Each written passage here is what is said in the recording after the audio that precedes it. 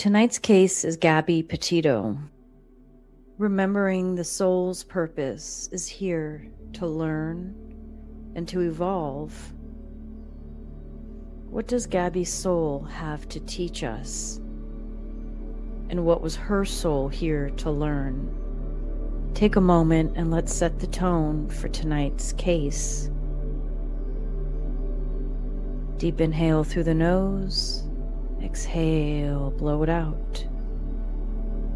Deep inhale through the nose. Exhale, blow it out. Close the eyes for just a moment and allow yourself to just be still. Allow the mind to wander. Allow the shoulders to relax, the jaw to release, and the forehead to be at ease as we go into discovery of what Gabby's soul was here to teach and here to learn. It will help us to discover why we are here and what we are here to learn.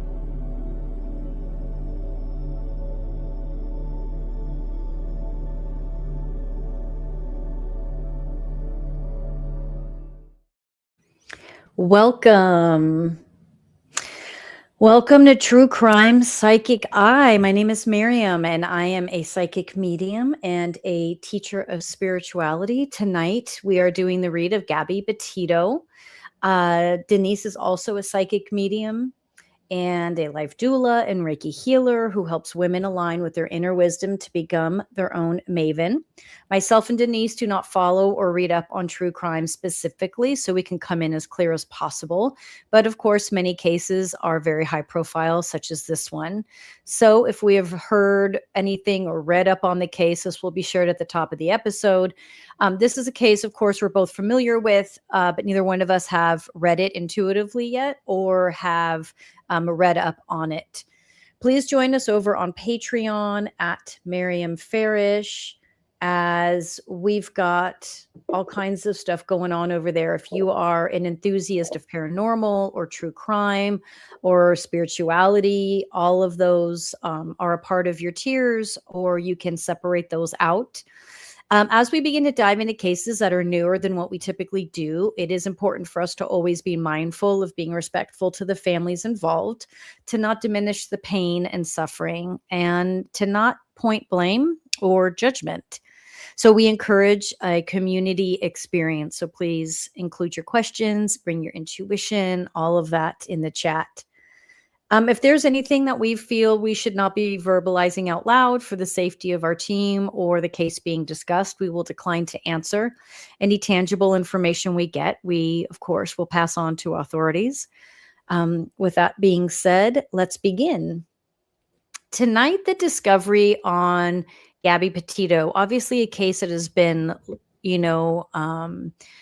investigated and read by psychics and authorities upside down, backwards, all over the place. So we're going to try and take a little bit of a different approach tonight, approaching it more from a place that feels a little bit more accurate for us than, your typical read. Some of the things that stood out to me with this case is one of the viewers sent us the orb, obviously that orb photo. We're going to look at that. Something that stood out to me when we decided to do this case was, did we miss something regarding Brian Landry and his parents? Do you pronounce it Landry or Laundries? I think it's Landry. I think it's Landry. I think Landry. What does Gabby's soul want to teach us from this experience? And what was Gabby's soul purpose while on Earth? And of course, any questions you guys have, to also bring those into the chat. So how are you, Denise? I'm good. How are you? I'm good. This is going to be a really interesting read. I feel like one of the things that I want to start with first is Brian Landry and his parents. Something just has never really sat right for me. And I feel like you just sort of feel the same way, the way you sort of shook your head on that. Yeah, I kept feeling I feel like Brian may come through. Mhm. Oh, I didn't think of that. Interesting. Okay, so what I'm doing right now is I'm gonna look at these photos that I pulled up, specifically of his parents. I noticed with the parents when I first saw these pictures that there was this sense of like doing this, like not wanting to know, choosing not to know. And I don't mean about anything specific. I'm talking more as a whole in life. Because one of the things that we want to really touch on is how do we end up in these places? Like how do we get here? Like how like one of the things that I've always said to like my husband is when you're watching cases uh, whatever is horrific tragedy and people are like, "Oh, no one saw it coming." And I'm like, "Did they really not see it coming?" Like, I'm not saying that anyone saw this specific tragedy coming, but what I ask is, was there really not signs that Brian may have been dangerous? Hmm. Maybe not. Maybe not. I'm Right. asking that question, right? So, without pointing the finger, when I'm right now, the pictures I'm looking at are of Brian and his family. And there is a sense of doing this, and I mean that like metaphor, like not paying attention to what's going on around them. There's this sense of it's like there's these three people all living in silos, all seeing very different realities on life. And again, let me clarify, this isn't necessarily specific to this case. I'm looking at the family from back here first and seeing if this information can help explain how we ended up here. So if you have these three people living in their silos and not seeing the behavior of the person next to them, not acknowledging them, being very in denial about things. And then we have a person in Brian who was a little there was something about his personality that gave him a sense of entitlement, and where that comes from, I don't know, but there's this sense of entitlement that he carried, and when he didn't get his way, that's when things got ugly. And when we don't get our way and we don't have the coping skills, whether again that comes from mental illness or that comes from a purely entitlement position, I don't know. I'm just stating the energy that I'm being shown is this sense of I'm not getting what I want and what I need. And so what am I going to do about that? And because he grew up in this family where everyone's life was very siloed and there was never accountability or acknowledgement of what was going on either side and with the other person, you just keep doing what you want until you get what you want, how you want it. Hmm. I feel like when he was younger, it was easier to appease him and give him what he wanted. And so that behavior continued throughout his his life. Mhm. And I mean, and I get it. I've been a parent. I know how sometimes your toddlers will throw one too many tantrums that day, and you're like, fine, eat all of the box of cookies. I don't care if you just stop having a fit. And so I get it. You know what I mean? Mhm. However, you can't do that for everything. Mhm. Right. And I have a feeling that that happened frequently enough that Mm. he could get away with things. Mhm. Um, and I feel like there was just a little bit of, like you said, his parents would kind of turn a blind eye to some of the things. It's like, oh, he's just being a boy. That's what Mhm. boys do. It's not that bad, you know. And I know this is going to sound awful, but it's almost like, you know, if you pulled the wings off of a fly or something, it's like, oh, Mhm. that's just boy stuff. Like, Mhm. but that is a little odd. And the accountability wasn't there. And Right. when you look at it from that through that lens where there's all these silos, right, of not requiring accountability and also turning a blind eye to not just his behavior, but to the mother and the father did that to each other. They Hmm. did that to things in their life. And so they were continuing to not acknowledge the truth around them. So when this all unravels and their behavior is starting to look sketchy or seem sketchy, it's actually behavior they've been showing their whole lives. Right.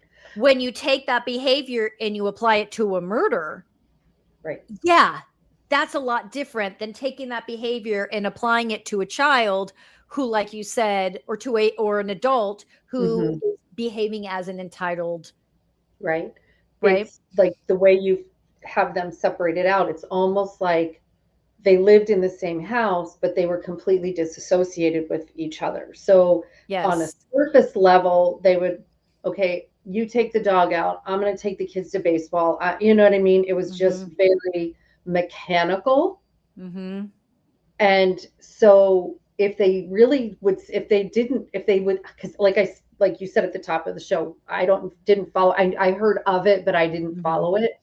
And so my feeling is on this is that if they were like, we had no idea, I think on one hand they really didn't have any idea because they were so disassociated from each Yeah. other on a deeper level that they really didn't. I mean, Mhm. is there still that little niggling in the back of their mind, like, oh, could he have done that? Mhm. Sure, but they didn't think he would, kind of thing. Well, that you said it. That's where I was going to with it is the ability to disassociate, the ability to not connect is so prevalent and so intense that it's going to intensify even more when they're under pressure, when they're scared.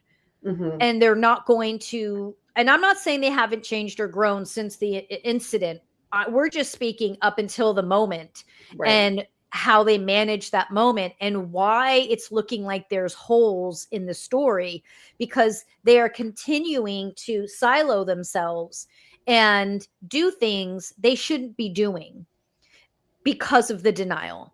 And then on top of that, though, when we silo ourselves and we don't pay attention to the person we live with, whoever it may be to us, things are going to happen and unravel that you're going to have to be responsible for because of your direct connection to them. So we don't want to shut ourselves out or be in denial of what you think you're seeing because if you're witness to that, that's going to come back around to you at some point and you're going to have to address that. I'm not saying it's your fault, but your part of bearing witness is going to show itself. So what do I do now? I bear witness to this. But when you never choose to bear witness to something and you just keep plowing through life with these blinders on, at some point you hit and they hit. Now, some people don't hit that wall till they're much older. Some people may not hit that wall till they actually pass. This was obviously not the case with them. So I feel like there were things missed. And as far as their involvement in covering something up, Hmm. and, uh, but at the end of the day, the story unfolds the same. Like what was missed was being able to hold them more accountable than they were. And what was missed wasn't purposely missed, it was missed because there's this gray area where it could have gone either way, meaning they could have been sort of caught and busted for it, how they contributed, or slid past and not been. And it could have gone either way because both ways could be proven. But when you have such a gray area, and at the end, and you have human beings making decisions based off of fact and some emotion, I think that the truth is intuitively you can tell they didn't help him do this. They didn't tell him to do this. Mhm. They helped after the fact.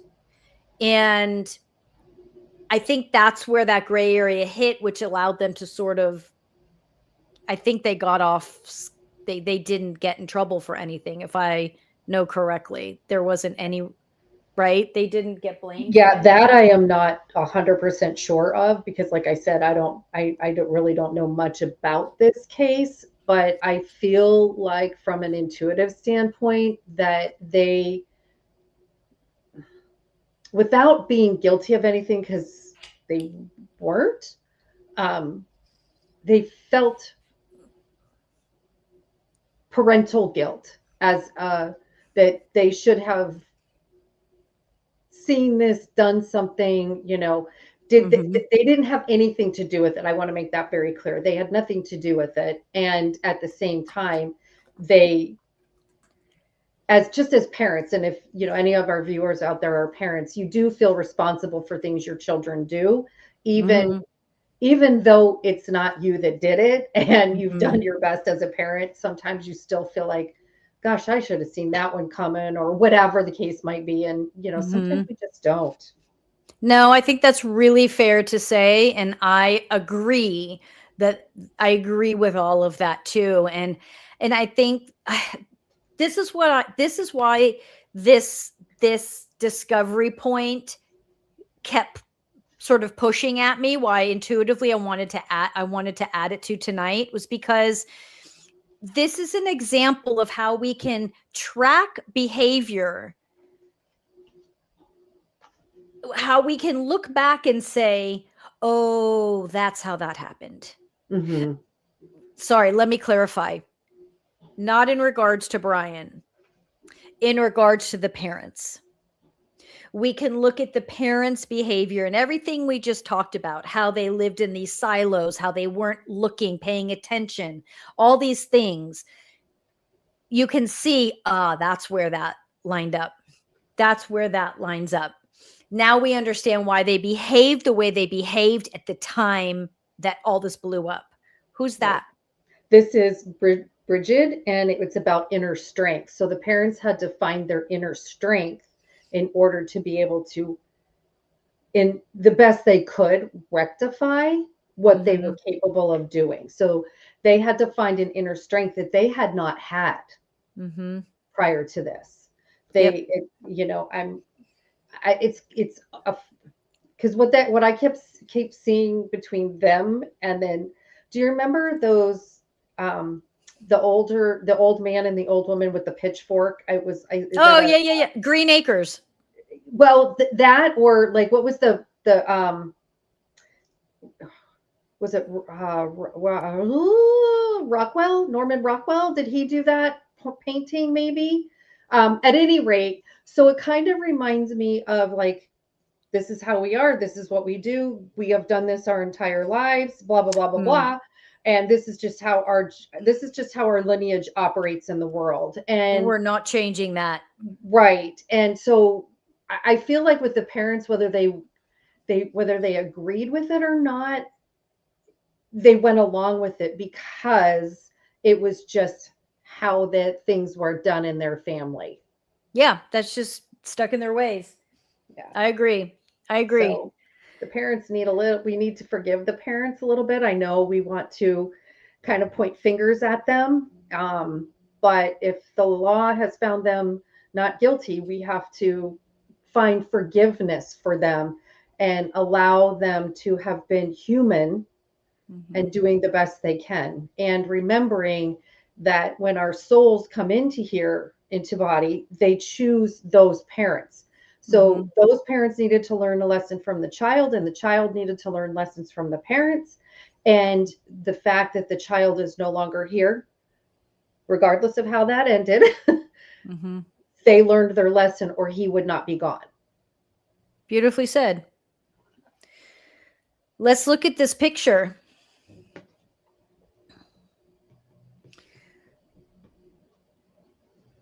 Denise, why don't you start? When I saw this, and I didn't intend to read it, and then as soon as I got it, I stopped. I feel like that orb is a grandfather figure from the other side, and I think he was just there to be a part of the family photo. Mm-hmm. That's how what I take from it. I don't know how you feel about that. Because when you sent it just to have like the other day to prep for this, I was like, oh, I'm Mm-hmm. like, oh, hi, hi, Grandpa. But I could be wrong. I mean, it happens. No, so Denise and I were talking about this is like sometimes we read a little bit differently where Denise will get sort of like, if I'm, correct me if I'm wrong, like sometimes you get stuff like just that comes at you, whether, Yeah. right? I Yeah. don't always have stuff like hit me that hard. So I was able to sort of navigate through and then not feel anything. But as we're looking at it now, I feel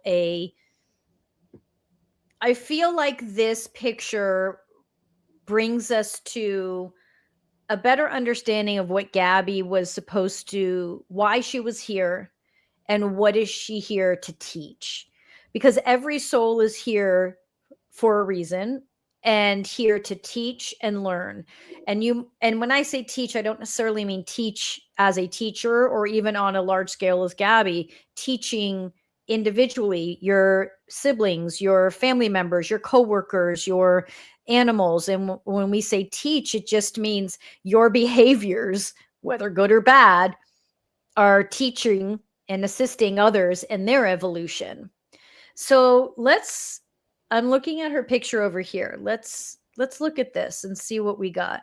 Because I feel, first off, the immediate response is like, how is that even real? Like, paranormal investigators spend years trying to grab orbs, trying to get something Right. that's not a light, that's not a reflection. And this thing is just so big, it's undeniable. It's like, uh here I i am. I feel a collection. Like when you say grandfather, to me, that feels like ancestors aligning.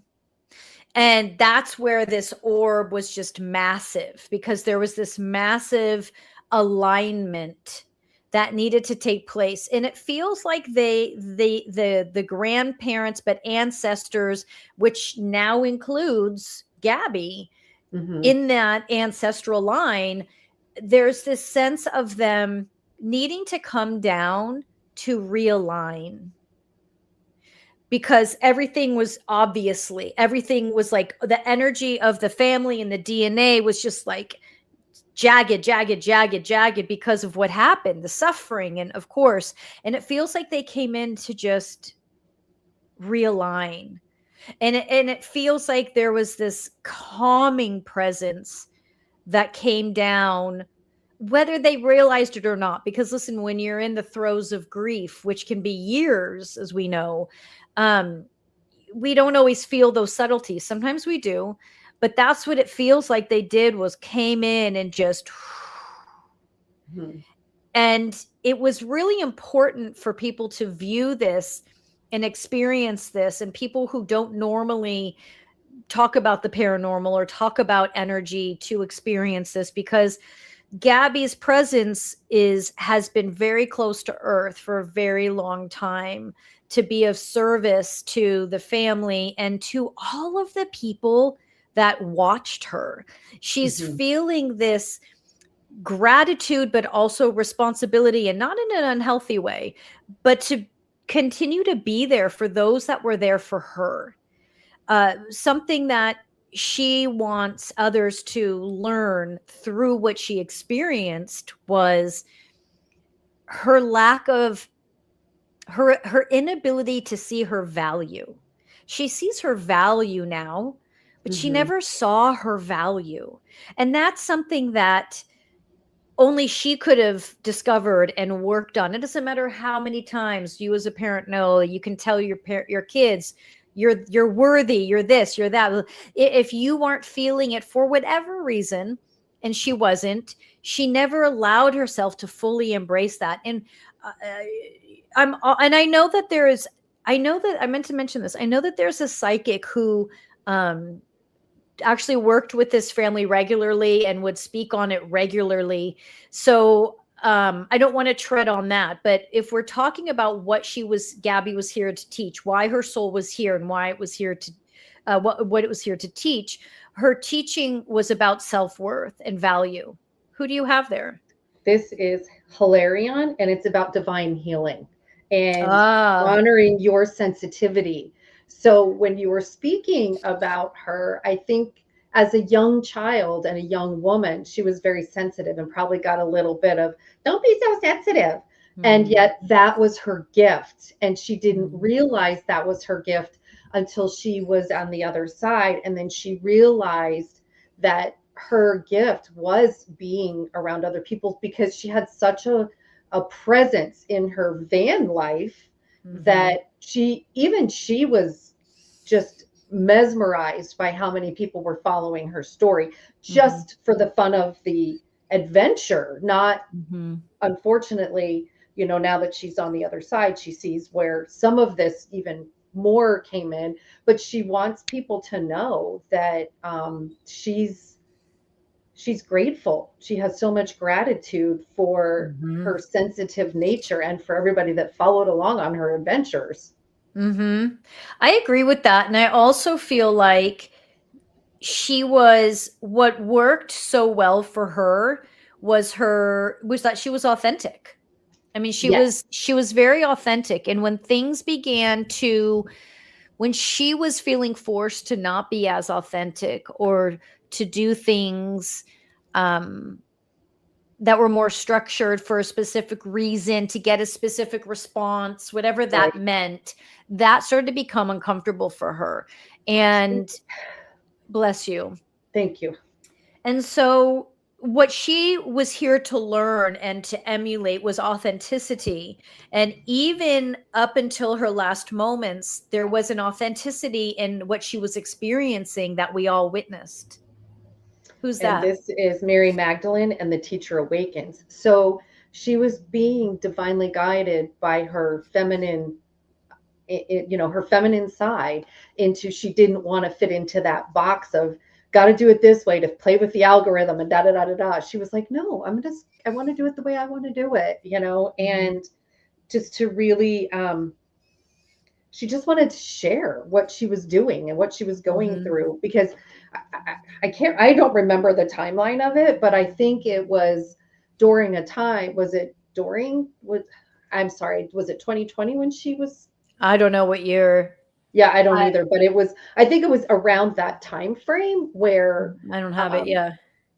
like somewhere around the between 2020 and 2022. Maybe one of our listeners knows more specifically, Here, but 2021. She was okay. reported missing in 21. Yeah. Okay. So because of that, people, depending on where you were living, you might have still had some restrictions and you might not have been able. So people were also living vicariously through her as she Mhm. traveled, and she got to teach van life. And it was very appealing for a lot of people because they were like, well, maybe I can do that and I could get out of the house or whatever. So she Mhm. was really, sharing her gifts with the world. Yeah, she was. And to if we go back to this, what does her soul want us to learn from this experience? Well, she brought her viewers on an authentic experience all the way up until the end. Is she expressed authenticity in what we bore witness to. And now that she's passed, and she shares with us the value of self-worth and understanding that, and not allowing others to undermine that. If this is her lesson for all of us, then what was she here to learn? She was here to learn. It's like they're showing me like this butterfly that just sort of like comes in briefly. Like butterflies don't live very long. They just come in briefly and then they go. But when they're there, there's this moment of presence. Like, have you ever had, I'm being shown like this, like reminding us, like, have you ever had like a butterfly just like land right in front of you? And there's this moment of, oh, there's a butterfly right there. And it pulls you present in that moment. It pulls you present. And I feel like her purpose, now this isn't a purpose she was conscious of. We all have purpose we're conscious of or unconscious of, but either way, that there's multiple purpose in our life. One of her purpose was to pull consciousness forward, pull being present forward. So she was constantly trying to get her parents to be present, to see what, to see her, and not, she wasn't that she wanted them to see her in a selfish way. She wanted her parents to stop. I think they were fighting all the time. And so she was continuing to try to pull focus on the present moment, which was her. And again, I say this, she wasn't doing this from a human conscious perspective. We're talking about what someone's purpose in this life was. That purpose is not, I'm going to be a singer or I'm going to be a, influencer. That's a part of your existence, but that is not the purpose of your existence. When we talk about purpose, it's going to go deep under into a subconscious place, unconscious place. And then there's also going to be this more conscious version of it. Her unconscious version of her purpose was to pull focus away from the fighting that was happening in the family and onto this sweet presence that was very joyful and very innocent. Whether or not that worked is not for us to judge. It worked after she passed. Yeah. And when I disappeared out of the screen, this card had fallen out of the deck onto the floor, and it confirms what you were saying, and it's light activation. And so her soul was here to bring light to whatever it is that she was doing, whoever it is that she was spending time with. And like you said, she was trying to get her parents to be more present, whether it was, and like you said, it wasn't like, hey, look at me, I'm over here doing something. It was like, will you get out of your cocoon and pay attention to what's going on around you in the world, and that sort of thing, because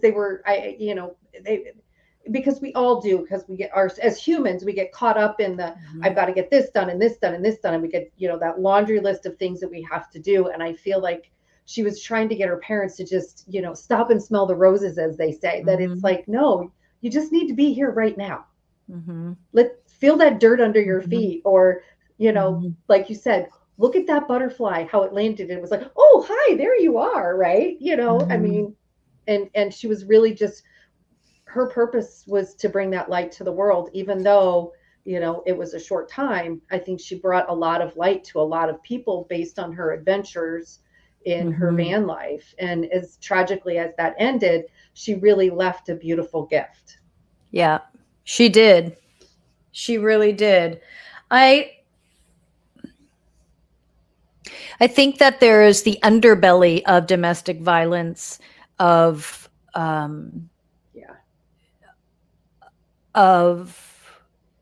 certain men not being held accountable because of the way they look or behave, or there's an assumption that they would never do that. And that whole underbelly exists too, and it brings all of this also brought to light the underbelly of domestic violence and the seriousness of it. So there's so many teachings, and that would be an example of a more conscious teaching that was brought to the table, because it's that's what's in the forefront, right, of our self-worth. And anyone who's been in abusive relationships understands, I've been there, so I understand that way of thinking, and of not getting out, not necessarily not knowing how to get out, but just not being ready to get out.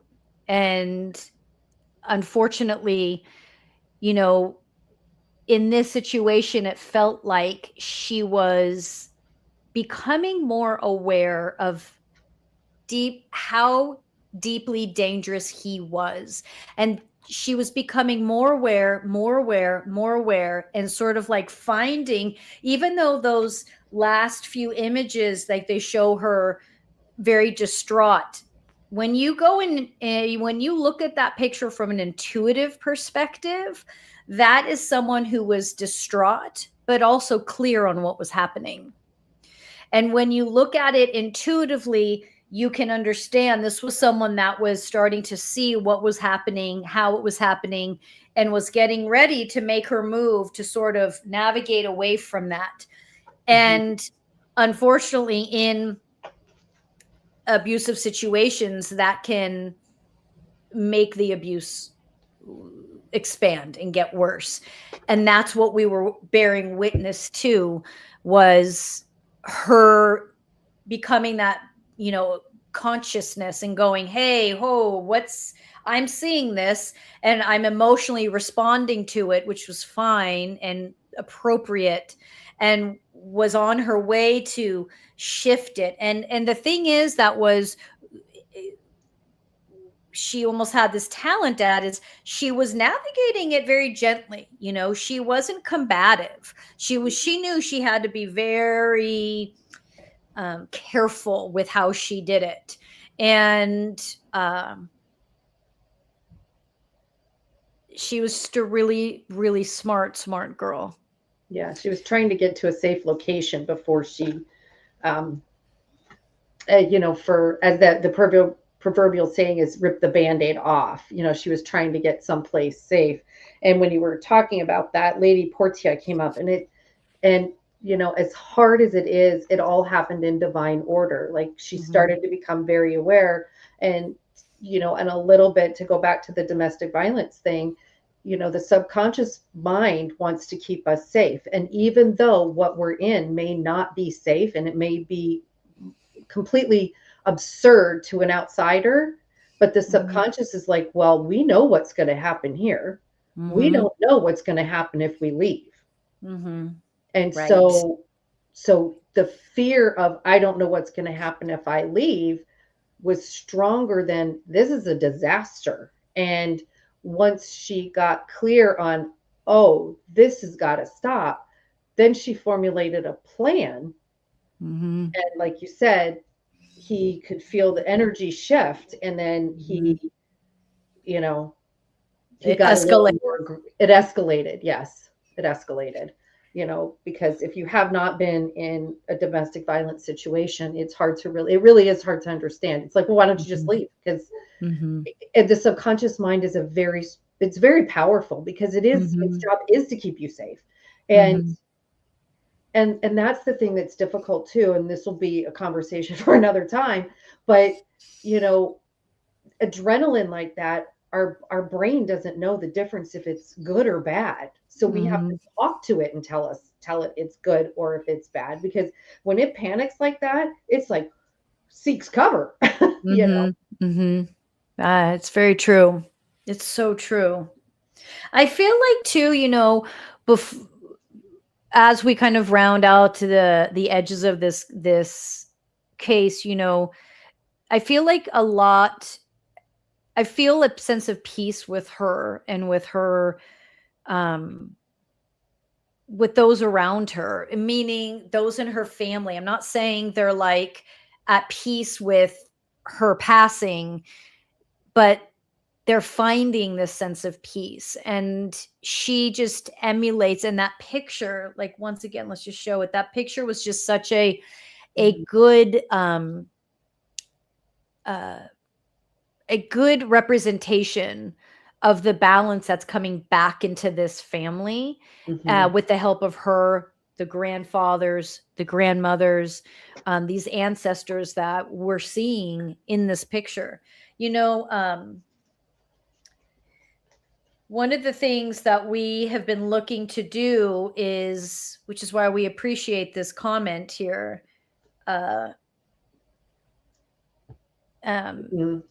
we want to be able to, yes, if we can find new insight, bring something new to the table, but also try and help all of us with a deeper understanding of why things happen. And sometimes we'll get those answers and sometimes we won't. I think Gabby was a great place to start because she is very open to that communication. She's at peace. Her soul is continuing to expand and evolve. It's not stuck. It's not scared. It's not, in any dark place from what happened.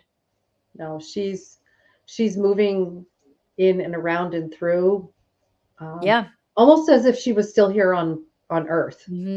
That's and very she's true. enjoying it. She's really enjoying what is now her soul's purpose, her mission. She really seems to be enjoying that. It's almost like what they keep showing me is like a teacher in a classroom, and it's almost like she gets to really teach now, even more from a different, higher perspective. When she drops those little nuggets in their either in their mind or physically, like a picture, a photo, a coin, or whatever. It's like she's really getting them to be aware and pay attention. We're going to jump off and do a wrap up to continue this discussion a little bit deeper over on Patreon. And we have it. I think somebody referred another case to us that we're going to look into for next week. And so we'll let you guys know, or leave us a comment on what case you'd like us to tackle next. But we will be back next Monday. This Thursday, we're off. And for those of you that want to join us over on Patreon, please do. But that was a really a good read. Thank you, Denise. Thank you for that. Yeah, no, it was really nice. And it was nice to start off with that little bit of grounding to get kind of in the moment with Gabby.